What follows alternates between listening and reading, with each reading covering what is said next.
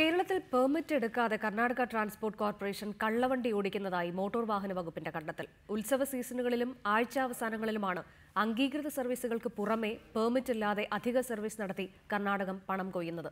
ഇതിലൂടെ ലക്ഷക്കണക്കിന് രൂപയാണ് സംസ്ഥാന സർക്കാരിന് നഷ്ടമാകുന്നത്.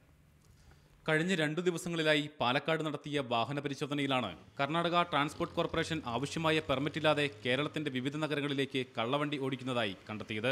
അധികൃതർ നടത്തിയ പരിശോധനയിൽ ബാംഗ്ലൂരിൽ നിന്നും എറണാകുളത്തേക്ക് വന്ന 4 ബസ്സുകൾക്കും പാലക്കാട്ടേക്ക് വന്ന 2 ബസ്സുകൾക്കും പെർമിറ്റ് ഉണ്ടായിരുന്നില്ല. തിരക്ക് ഏറെയുള്ള ഉത്സവകാലങ്ങളിലും ആഴ്ചാവസാനങ്ങളിലുമാണ് ഇത്തരത്തിൽ വാഹനങ്ങൾ ഓടിക്കുന്നത്.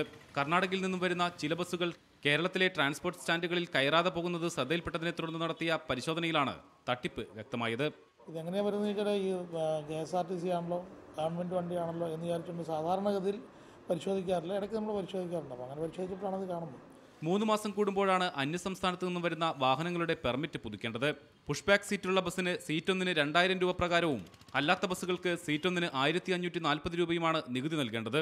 ശരാശരി 45 സീറ്റ് വരെയുള്ള ബസ്സുകൾ ഇത് പ്രകാരം 3 മാസത്തിലൊരിക്കൽ 70,000 രൂപ മുതൽ 90,000 രൂപ വരെ നികുതിയായി നൽകണം. അതുകൊണ്ട് തന്നെ കർണാടക അനധികൃതമായി സർവീസ് നടത്തുന്നതിലൂടെ ലക്ഷക്കണക്കിന് രൂപയുടെ വരുമാനമാണ് കേരളത്തിന് നഷ്ടമാകുന്നത്. ക്യാമറാമാൻ പ്രജിത് കൊങ്ങാടിനോടൊപ്പം പ്രസാദ് ഉടുമ്പിശ്ശേരി, റിപ്പോർട്ടർ, പാലക്കാട്.